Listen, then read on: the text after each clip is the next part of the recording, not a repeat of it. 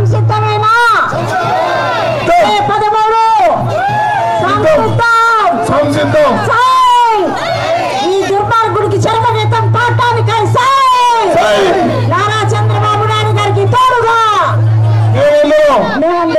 నారా లోకేష్ గారికి అండగా యువనమ్మకు తోడుగా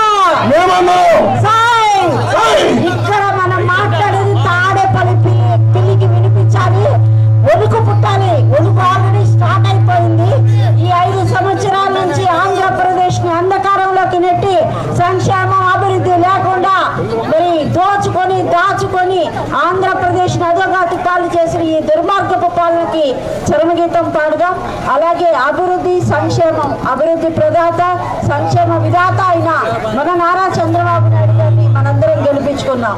మరి నారా లోకేష్ గారు మనందరికీ 5 సంవత్సరాల నుంచి ఓడిపోయినా కూడా దేనికి వెనకడిగేయకుండా మనందరి మధ్యలో మనందరి బిడ్డగా, మీ అన్నగా, మీ తమ్ముడుగా, మీకు చేదోడు వాదోడుగా ఉంటూ మీ కష్ట సుఖాల్లో ఈ రౌడీ రాజ్యంలో జరిగిన అక్రమాలకి ఉద్యమిస్తూ మీతో పాటు ధర్నాలు చేస్తూ ఎంతో ధైర్యాన్ని నింపిన గొప్ప వ్యక్తి నారా లోకేష్ గారు.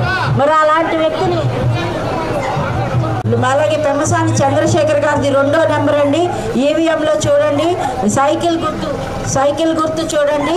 అలాగే 3వ నెంబరు లోకేష్ గారిదండి.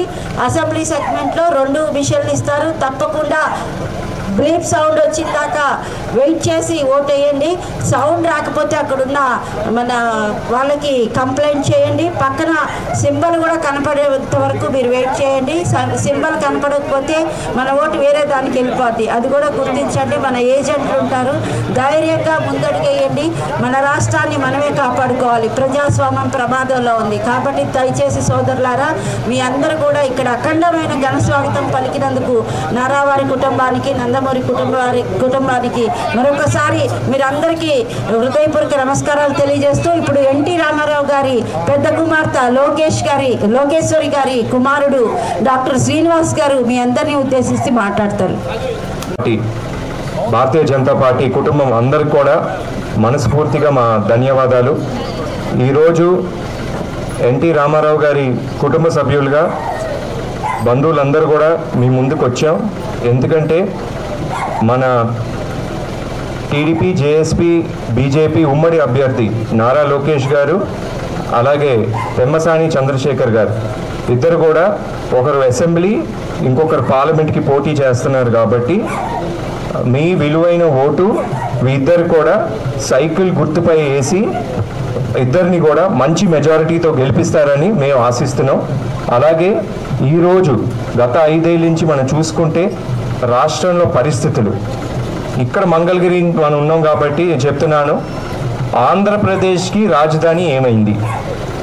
2014 నుంచి 19 వరకు నారా చంద్రబాబు నాయుడు గారి నాయకత్వంలో ఒక అమరావతి ఒక బ్రహ్మాండమైన నగరం సృష్టికర్త చంద్రబాబు నాయుడు గారు ఎంతో ఆలోచించి ప్రజలు శ్రేయస్ కోరి ఒక మంచి రాజధాని అందరూ మెచ్చుకుని, దేశ విదేశాలు కూడా మెచ్చుకునే ఒక మంచి రాజధాని కట్టాలని ఒక సంకల్పంతో ముందుకెళ్ళిన వ్యక్తి చంద్రబాబు నాయుడు గారు.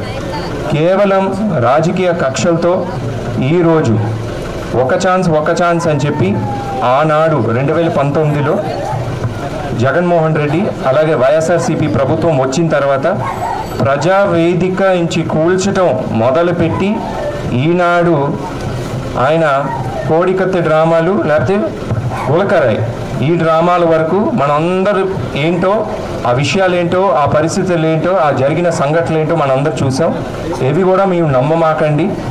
తెలుగుదేశం పార్టీ ఎప్పుడు కూడా ఆనాడు నందమూరి తారక రామారావు గారు మనందరి ఆరాధ్య దైవం ఎన్టీఆర్ గారు ఆనాడు ఆయన తెలుగుదేశం పార్టీ స్థాపించినప్పుడు బడుగు బలిగిన వర్గాలకి మేలు జరగాలని ప్రజలకే పాలన, వాళ్ళ దగ్గరికే పాలన వెళ్ళాలని తెలుగుదేశం పార్టీ స్థాపించి ఆనాడు ఎన్టీ రామారావు గారు ముందు తీసుకెళ్లారు. ఎన్టీఆర్ గారు ఓటు పనిచేసే ప్రభుత్వానికి అలాగే పనిచేసే నాయకుడికి ఖచ్చితంగా మీ విలువైన ఓటు వేయాలి. అందుకే ఈ యొక్క తెలుగుదేశం, జనసేన, భారతీయ జనతా పార్టీ కూటమిగా ఏర్పడి ఏంటంటే రాష్ట్రానికి మంచి జరగాలనే ఒక మంచి ఉద్దేశంతోనే వీరందరూ ముందుకెళ్తున్నారు. ఇవాళ కూడా ప్రధానమంత్రి గారు వచ్చారు, వేరే వేరే సభల్లో పాల్గొంటున్నారు. ఖచ్చితంగా మోదీ గారి ఒక ఆశీస్సులు మన రాష్ట్రంపై ఉంటాయి. ఈ కూటమి కూడా మంచి విజయాలు సాధించాలని. ఇక్కడికి వచ్చేసరికి నారా లోకేష్ గారు గత 5 ఏళ్ళుగా అన్నా క్యాంటీన్ కావచ్చు, వైద్య విద్యా రంగాల్లో కూడా ఎంతో ముందుకు తీసుకెళ్లిన ఘనత నారా లోకేష్ గారిది. ఈ యొక్క మంగళగిరి నియోజకవర్గాన్ని మీ అందరి ఆశీస్సులు నారా లోకేష్ గారికి ఉండాలని చెప్పి, అలాగే మీరు నారా లోకేష్ గారిని అఖండ విజయంతో అసెంబ్లీకి పంపించాలి ఈసారి అని మనస్ఫూర్తిగా కోరుకుంటూ మీ దగ్గర సెలవు తీసుకుంటాను.